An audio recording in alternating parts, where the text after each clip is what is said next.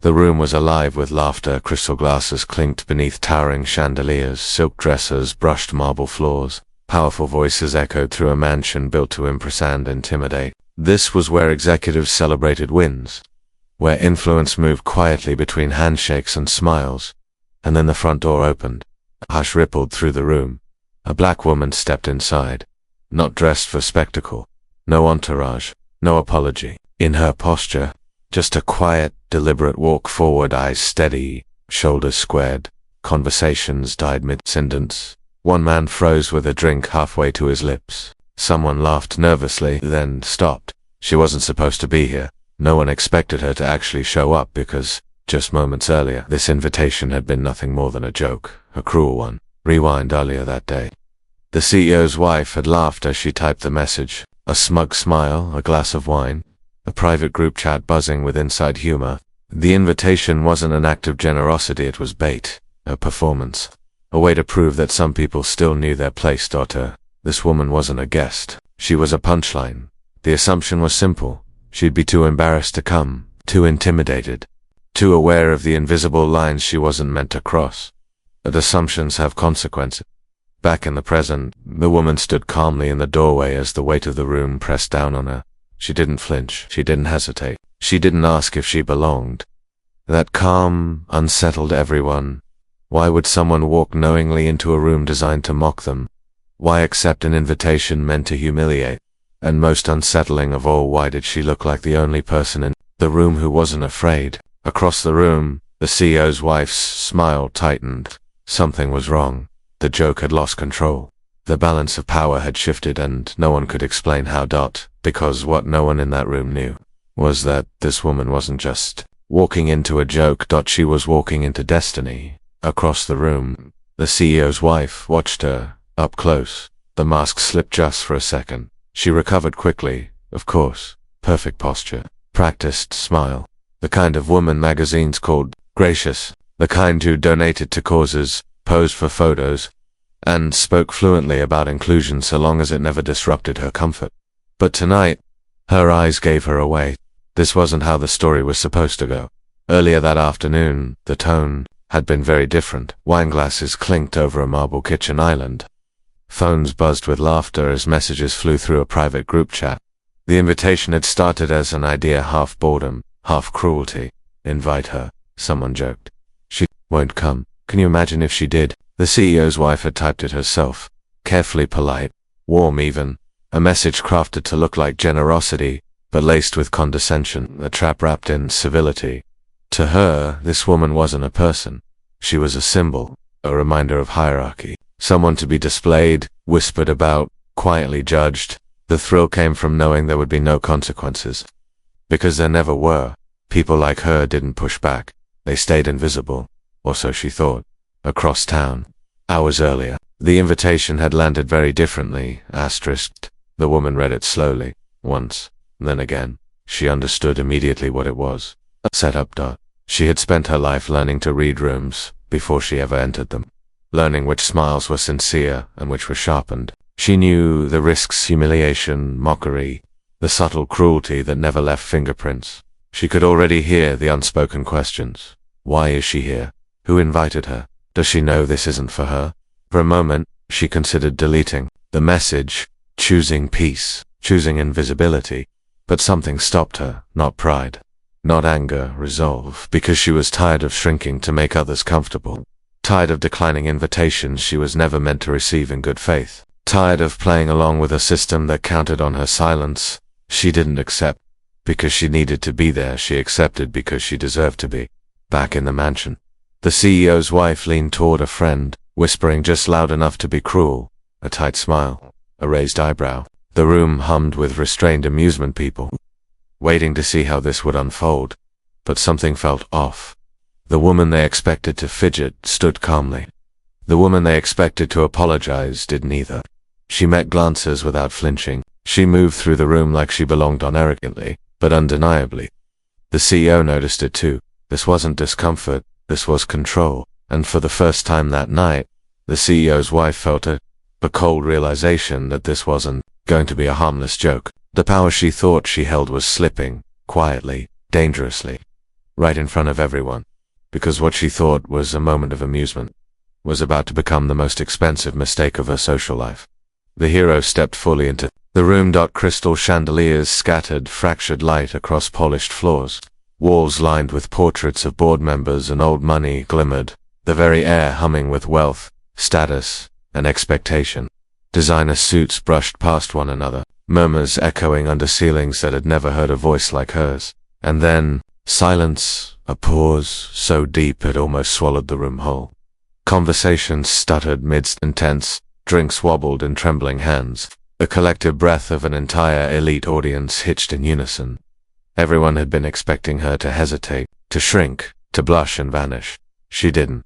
She walked with measured poise, shoulders squared, eyes scanning the room without fear. Each step was quiet power, each glance a subtle assertion. I am here, and I belong. The CEO's wife noticed immediately. Her fingers clenched lightly around her champagne glass. Forced smiles stretched her lips unnaturally. How dare she? Backhanded. Compliments began to scatter across the room like poisoned confetti. Oh, you're actually here. That's brave of you. A laugh, half nervous, half mocking, cut through the air. Did you manage to find your way in? Someone whispered, thinking it clever. The hero's face remained impassive, a calm so complete it unsettled everyone. The laughter faltered. The room shifted uncomfortably under her stillness. Tension mounted. Whispers threaded their way through the crowd. Conversations folded into silence. Guests sensed a disturbance, something delicate, fragile, and entirely outside the expected social order. Even the CEO shifted in his chair, subtle signs of discomfort flitting across his otherwise composed face. The CEO's wife doubled down. Her smile sharpened. She whispered louder, leaned forward, attempting to reassert control. A comment here, a glance there, a forced display of dominance. But each move met the hero's calm stare, and slowly, imperceptibly, the power balance began to tip. Then came the first real crack in the illusion. A casual, almost offhand question, intended for gossip, escaped from a curious guest. And you actually know about the internal restructuring. How did you? The hero paused, then answered with quiet authority, revealing knowledge of internal company workings that no outsider should possess. A subtle detail here, a precise fact there. It was enough to make heads snap in disbelief. Phones began to appear in hands, whispers evolved into murmurs, and the social energy shifted palpably. The room no longer laughed at her. They were watching her. The CEO's wife's control unraveled, moment by moment. Guests sensed the change in dynamic, imagined. Viral reactions flashed across their minds. Did you see her face? This is not going how she planned. Phones were already recording, capturing every expression, every pause, every subtle nod. The murmurs grew louder, interwoven with tension and awe. People who had been counting on a moment of humiliation now realized that the joke had backfired, spectacularly. Conversations twisted, alliances faltered, eyes darted around in panic. The hero had shifted the room without raising her voice, without confrontation. She was not just present, she was the pivot around which the night now revolved. CEO's discomfort was visible, now shaking hands, faltering posture, micro-expressions betraying his unease. The wife's panic was a subtle tremor in her laughter, her eyes flicking nervously, seeking support, finding none. All at once, the room collectively realized the center of gravity had moved, and it wasn't toward wealth or status. It was toward the quiet dignity of a woman who had refused to play the role she had been assigned. The whispers grew, phones clicked, social validation rippled invisibly through imagined networks. She's not backing down. Did you see that? This isn't how it was supposed to happen. And then, the woman everyone thought was invisible finally spoke. Her voice was calm, precise, and unwavering, carrying authority without raising volume, demanding attention without anger. In that instant, the room held its collective breath. Every gaze turned toward her, every plan, every whisper, every expectation shattered in the same heartbeat. The escalation had reached its peak. The fallout had begun, and nobody, not a single guest, would ever see her or themselves the same way again. The room had been holding its breath for minutes, but now it felt as though every heartbeat had stopped. All the polite murmurs, all the nervous laughter, All the forced amusement, the fragile veneer of control was teetering on the edge. And then the hero spoke, not with fury, not with theatrics. She spoke with the calm precision of someone who had rehearsed nothing and feared nothing. Her voice, low but unwavering, carried across the hushed room like a bell-tolling judgment. "I accepted your invitation," she began, eyes sweeping the gathering, "because I knew that someone here needed to be reminded what dignity looks like. Someone here needed to be reminded that privilege is not an excuse for cruelty."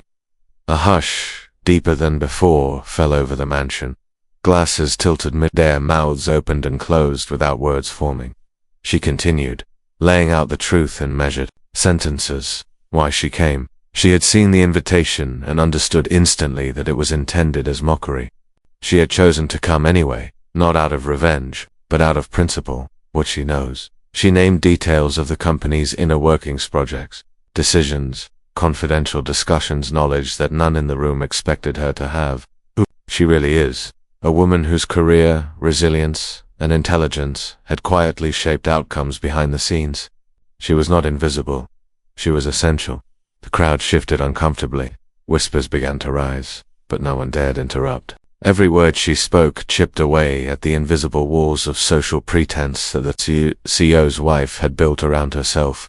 And then came the revelation that shattered the room entirely. She connected herself to a past injustice, one in which the CEO's wife had directly benefited at someone else's expense. A story of favoritism, betrayal, and bigotry that had gone unchecked, long buried in polite society's memory. Every detail, every subtle omission, every long-forgotten slight was now illuminated.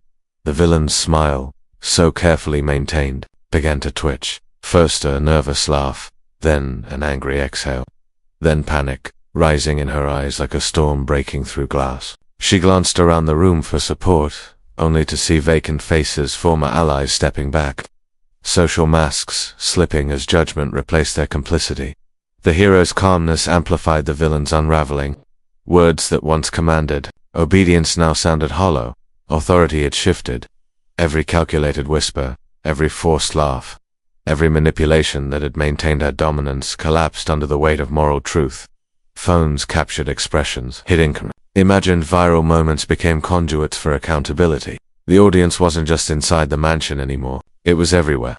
Through the eyes of the witnesses and the ripple effects of social consciousness, the hero had not shouted. She had not demanded attention, yet she had claimed it fully. And with each fact, each revelation, the room's energy pivoted from mockery to disbelief, from discomfort to awe, from control to judgment. This was the moral climax. A simple truth had dismantled years of arrogance.